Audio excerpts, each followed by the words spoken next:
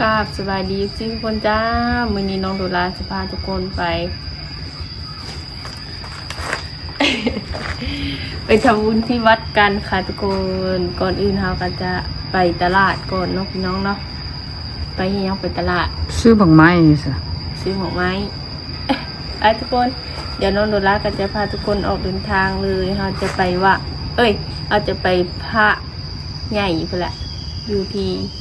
ยังก็บานาโซวานาสุไป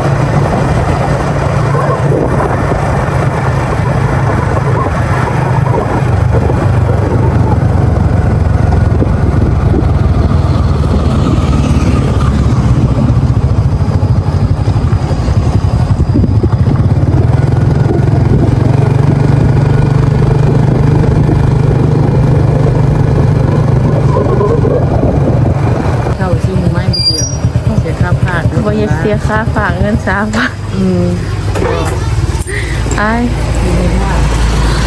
นี่เราก็มาฮอดตลาดพุทธวงศ์ยมราชนะจ๊ะถ้าคุณแม่เป็นคนเดียวมันจะถ่ายอยู่นี่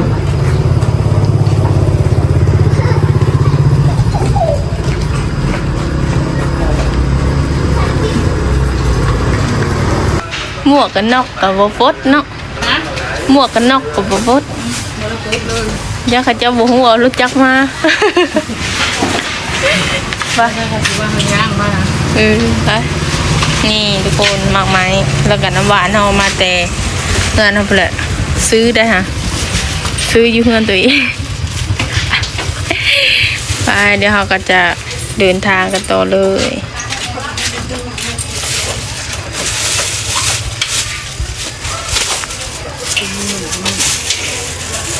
กายของกินบ่นี่คนตื้มเอามาสิเลยละตื้มเอามาคนตื้ม4 โลละนี่ได้ไม่นี่อันนี้มาว่าคาโดซุกเลยอันนี้ซุกได้ล่ะมีมันหมักเลยเดี๋ยวจะตรงนี้บีบลายไปคนตื้มโอ้เห็นหดคอยอีกในหมวกกันน็อกเจ้ามือเอาไปจันยังแต่หดวัดจะมือละรถทางนั้นข้ามมาแล้วเขาจะนี่เขาจะมาทางยมราชเลยนะโอ้ไปทางพุทธะผู้ว้าวทุกคนเลยผู้เสียบาทมาทางยมราชเราจะออกไปทางลัดทางบงเบาทางที่เจ้าไปเวียดนามเลยเจ้ามันจะมีทางไปได้ลัดกันนะคนพื้นที่แท้เราจังหู้จักหันละไปขอบอกแม่คนพื้นที่นี่บอกว่าโอ้โหเจี๊ยบดีว่าทันใจได้ตัวนี้ได้ทันใจเด้อเที่ยวไว้หัวเฮากับคุณเลือดคุณเล่แท้สั้นงงแงก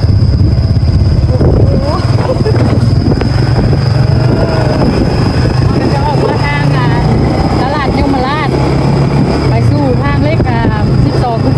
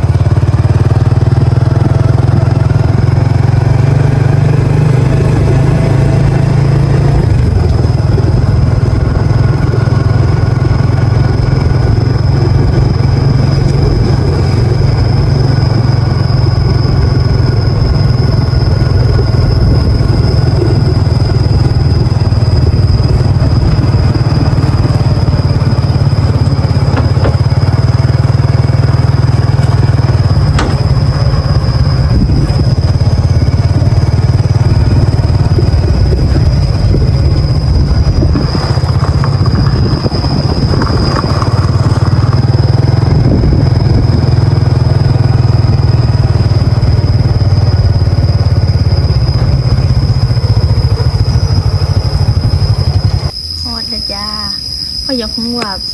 เป็นอย่างเข้ามาแต่ละปีต้องคือหดยามเขาเจ้าดำนา หัวใจตรงนี่ก็คนมั่นคง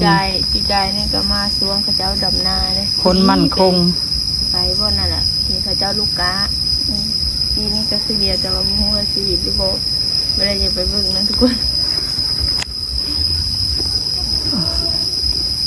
นี่กาแฟเฮา ไอ้แม่อยู่นั่น อยู่พร้าวให้ลูกใส่ก่อนแม่เส้นหลังเสียงก็บ่อยากเข้าไปได้นะทุกคน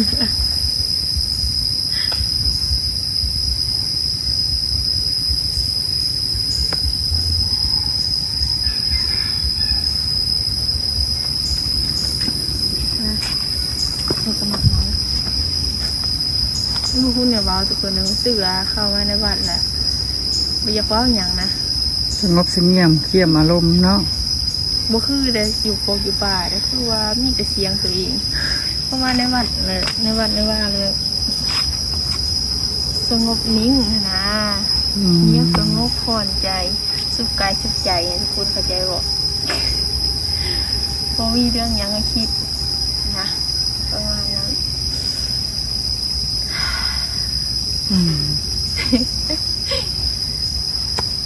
เอา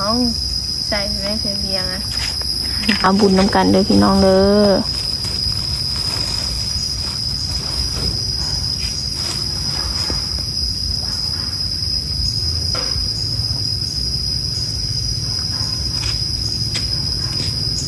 นี่สิแก้เสื้อกันยาว แก ม้อนก็เป็น แกแล้วจะสงบบ่งบเลยทุกคนประตุนคอยมันนี่ใส่เว้นตามีความสุขเด้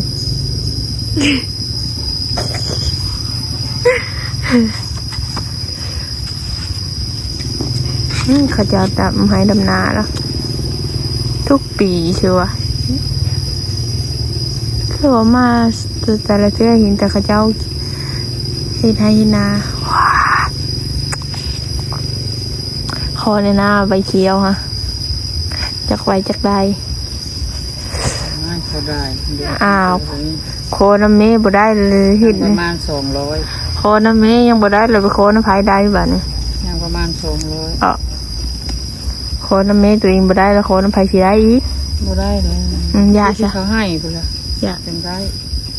เนี่ยบ่ให้แล้วน้อยเดียวนึงเด้อ คอย ก็ ก็บ่ ที่จะให้คนอื่นเฮาก็ต้องว่าเฮามีเพียงพอแล้วจะให้หมู่ได้ได ทุกคนจื้อคำนี้ไว้เด้อคำว่าเมย์เท่ามื้อใดแล้วมาขอเงินคอยก็จะบ่ให้แล้วเพราะว่าคอยก็มีบ่เพียงพอให้ไป ค่อยก็เอาไว้ซื้อเพชรเดี๋ยวแป้งนัวค่อยได้ไม่ได้อื่นนะ คันละเท่ามาคอยก็บ่มีให้แล้วเพราะว่าคอยก็ใช้บ่เพียงพอหายตอนนี้ก็ติดแขวอยู่ทุกคนดื้อกินยาอีกแล้วไป จับเลยนะหิวเลยเอาเลยหนาวโคเงินบ่ได้เนาะ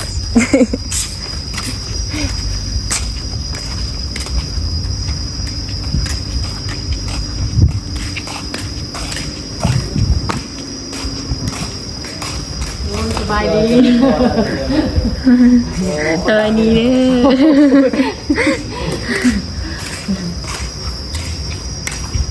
นั่งนิทานที่บอก นะคะ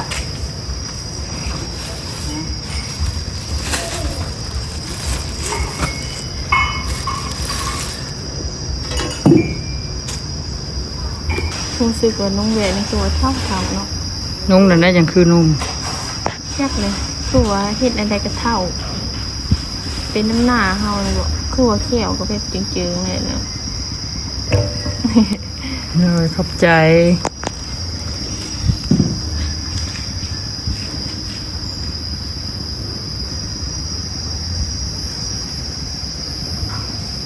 แดดฮ้อนได้มันนี่ได้ฝนบ่ตกคืนนี้ก็ฝนบ่ได้ตก เข้ามาในวัดก็คือว่าเย็นเย็นเข้ามาในวัดนะเย็นแล้วคนมีบุญแล้วทุกคน โอ้สา เจนาเฮาสิพาทุกคนไปเบิ่งเขาเจ้า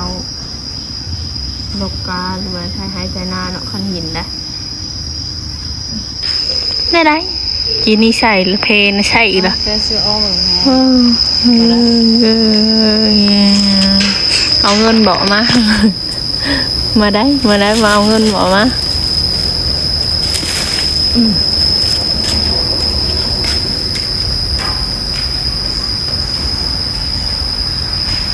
ไปทุกคน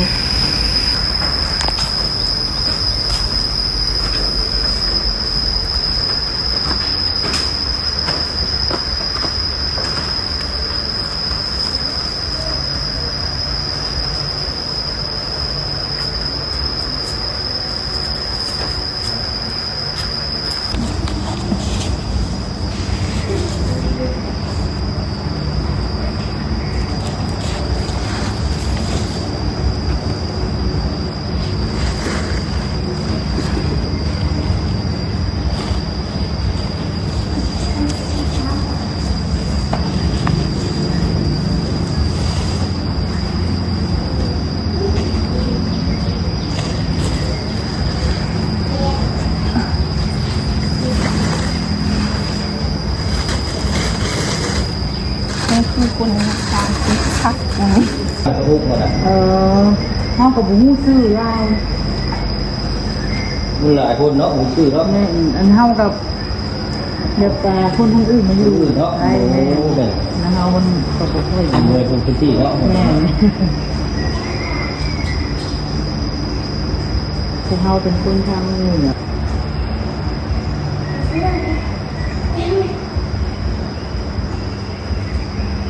ไปกันเนาะที่บ้านเนี่ยเป็นบ้านเนาะ อัน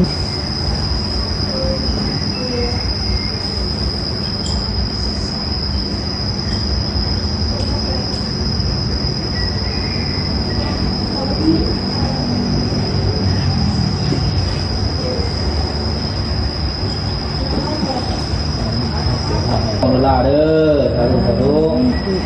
เป็นต่างเลยเนาะอาเจ้าเลยเขาถวายเลยจับเสือกเลยนะโมตัสสะภะคะวะโตอะระหะโตสัมมาสัมพุทธัสสะนะโมตัสสะภะคะวะโตอะระหะโตสัมมาสัมพุทธัสสะนะโมตัสสะภะคะวะโตอะระหะโตสัมมาสัมพุทธัสสะนะโมตัสสะภะคะวะโตอะระหะโตสัมมาสัมพุทธัสสะสาธุสาธุพุทธาบูชาธรรมบูชาสังฆบูชาพวกกนอยทั้งหลายก็ต้องถวายมันแก้บาป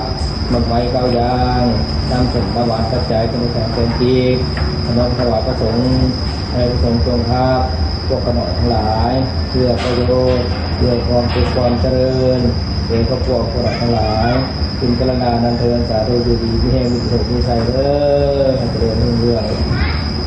หาเกี่ยงน้ำบริจาคเนาะหายไว้เนาะผู้บ่าวจารุณาเด้อจังเวลาเดินให้เดินด้วยการไปจันทร์วันดาราเพื่อจะเงียบน้ำเลย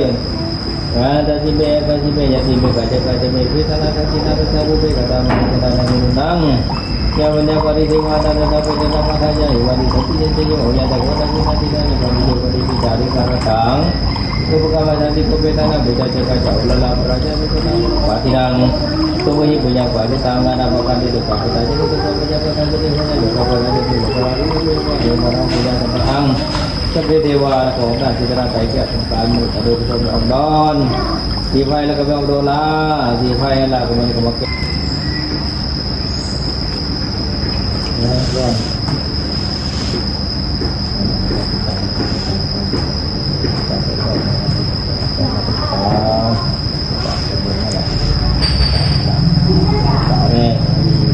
ส่งที่ใส่เดินเด้อ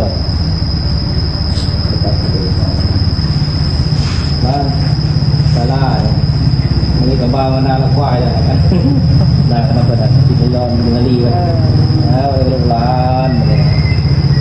ว่าอะไรกันเป็นมาเป็นคนนั้น ถึงชั่วโมง7แล้วเขาอยู่อีกแห้งเด้อเจริญรุ่งเรืองเด้อให้ไปเรียนต่อลูกหลานเด้อได้สมพรสมหวังถ้าจะถ่าย6ก็ให้เขาถ่ายให้ให้จั่วถ่ายให้ถ่ายบ่ ถ่ายก็ได้ ได้บ่เอาได้เจ๊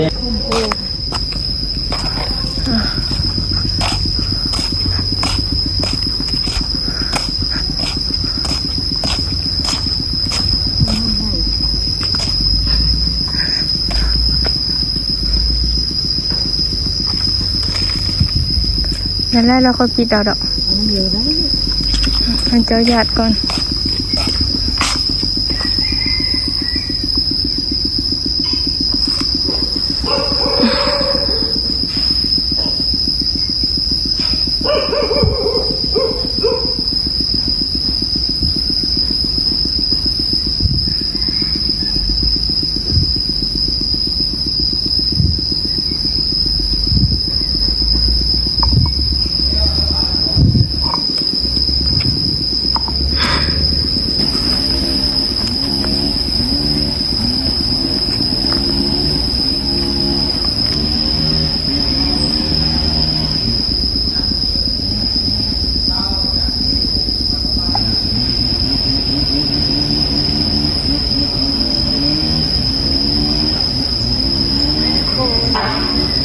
จะนั่งนึกกันนะครับมาจากเรา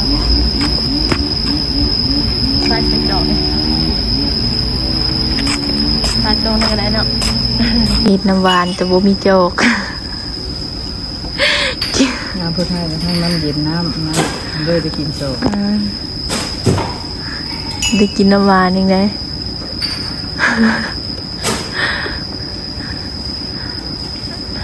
เจ้า เพื่อนเอามาให้กินทุกคน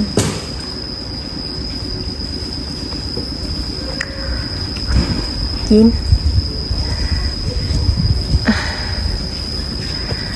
พงจะ สวัสดี กินน้ำหวานเด้อนักเจ้าวัดโจ้โดย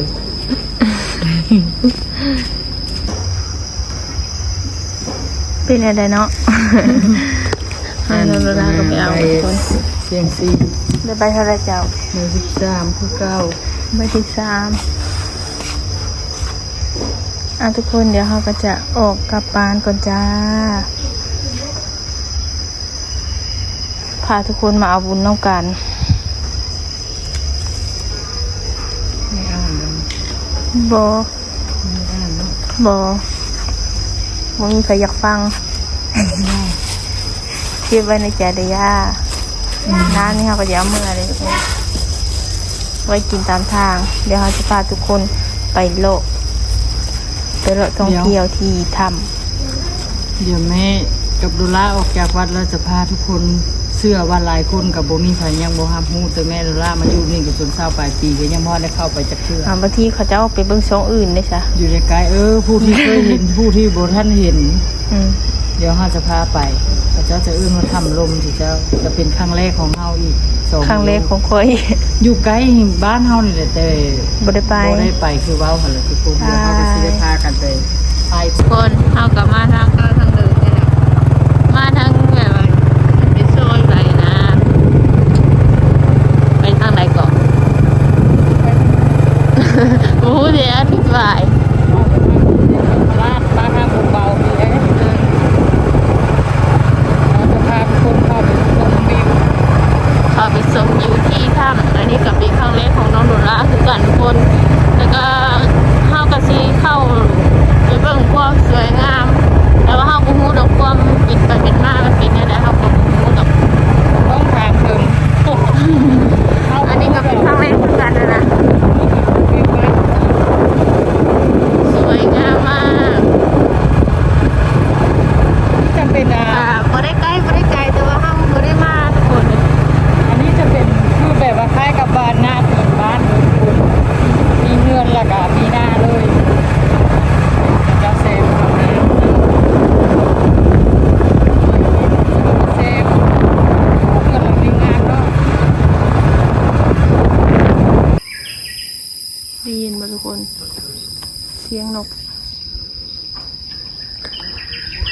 กล้าขึ้นไป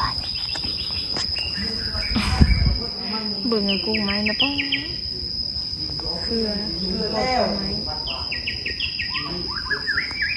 เสียงนก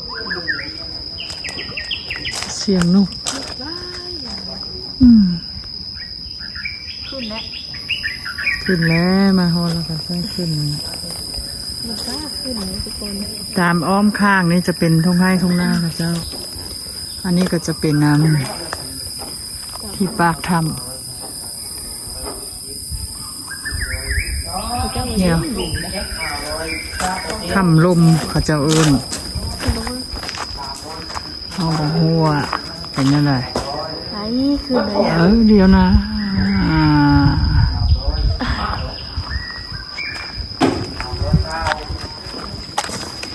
เย็นนี่แหละเนาะ ขึ้นมาเย็นปั๊บเลย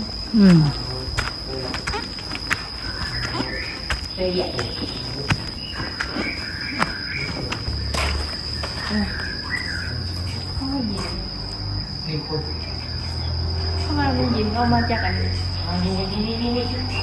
คือคักเลยนะคะ ถ้ำลมก็คงสีมีลมมีเย็น แต่ว่าก็ยังบ่ฮู้ว่ามันมีทางบ่ มีที่ใกล้แล้วนี่มันอยู่ เย็นได้ล่ะเนาะ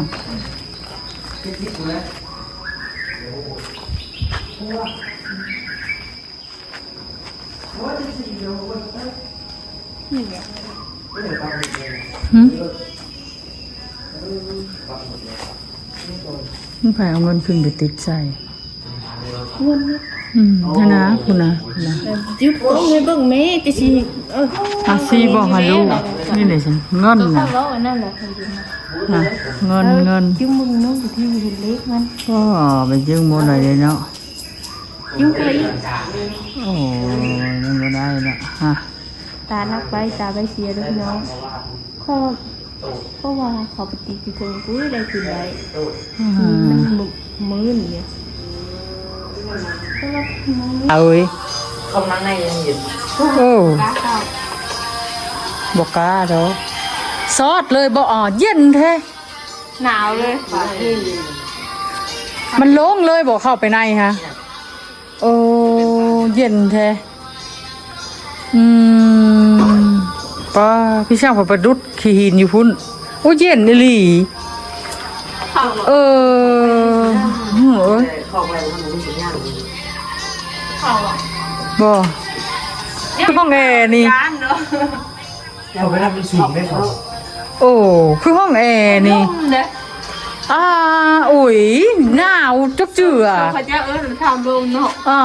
ผมปิ่ว อ้าวนั่นลง นี่พอมีล่านะโอ้ยไปใช้ โอ้ย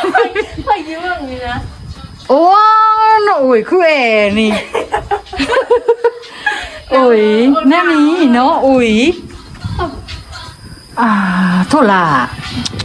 ลมพัดเฮา ลมพัด ที่สั่งโอ้ยตก ขี้เห็นเรื่องเลยมีหนาวมีกินบอกสมกับเจ้าทำลมเนาะมีลมเว้ย โอ้ยคำว่าผมรู้ ฮัลโหลกะเขา ถือว่าหมดแล้วบ่นี่ซ้ำนี้บ่นี่ เขาพูดเลย เอานุเปิดนุ ยังมีหน้าไปได้เลย โอ้ แต่ว่าเขาไปเลยคนสิมาแต่ โอ้ ลมอยู่ใส่เนาะ ลมมาแต่ใส่วะลมมาแต่หูพุ่นนี่ มาซอก เย็นเลยล่ะหินนี่เลื่อมขนาด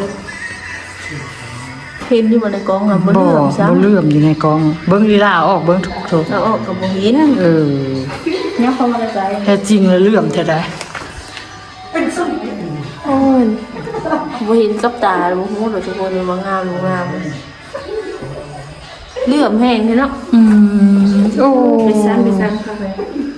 เย็นอะไรอันนี้ เขาได้เอาได้เขาหนาวละ หนาวล่ะโอ้ยบกล้าทุกคนเลยบกล้าค่ะโอ้ยยืนอยู่นี่ก่อน มีทุกมีเพียนอีกแล้ว โอ้คุณ lại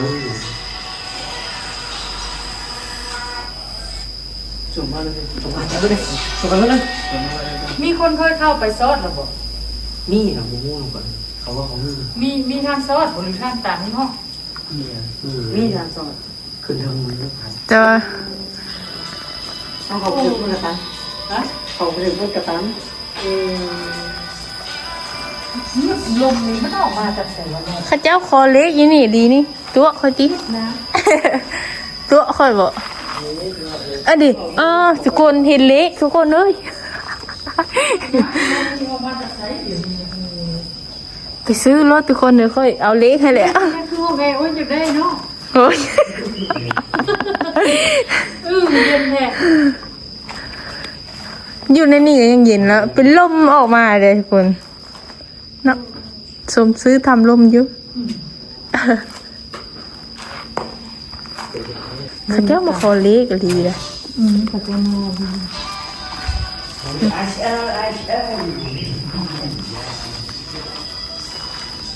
เย็นแต่ในหันหลายกว่าอยู่ในนี่ผัดอบเอาเลยอยากฮ้อนเลยทุกคนอยู่นี่ นี่ก็มีหูไปอีกล่ะ แต่ว่ายังมีขี้เหงื่อหลายทุกคน ใครมาทำคนสะอาดผู้ที่เขามาลิ้นมาอย่างเขาบอกโอ้เนาะในหันสุดพ่อเจ้าจะไปคุ้มในหันมันเย็นในหัน ออกมาผัดฮ้อนเข้าไปเย็น เขาใกล้งานนี้ จนหนาว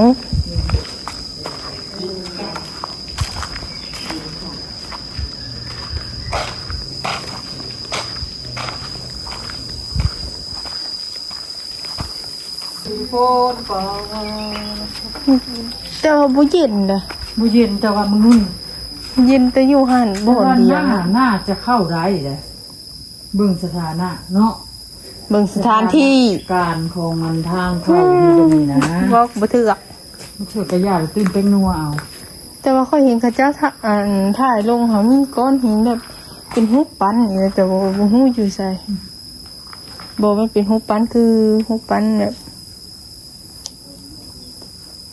บ่ถึงทุกคนแต่ว่าฮ้อน ใส่ถุงมือไม่มีบุญเห็นนั่นนี่ คนคลิปนี้ก็จะเพียงเท่านี้ฝากกดไลค์กดแชร์กดติดตามให้น้องดูแลได้ด้วยทุกเทื่อโอ้โหเป็นหยังงบลงรถเขาก็เข้าใจ อายแน่ผู้บ่าวอายแน่เอ้าจบ พอดีเป็นรุ่นน้องคอยเป็นเทเลปีหน้าตาเข่าเลยฝากกดไลค์กดแชร์กดติดตามให้น้องดูแลได้ด้วยน้องเด้อขอบใจหลายๆบ๊ายบายจ้าทำลมกับลมเทลมหวานลมแค่ลมหวานเนี่ยนะพยายามมากกับเวทมาได้โดยคนมาตากไปค่ะสุดยอด ยันเอาผ้าห่มมาตุ้มอยู่มาตาก เข้าไปกินนี่หนาวเลย หนาว ออกมาเป็นร้อน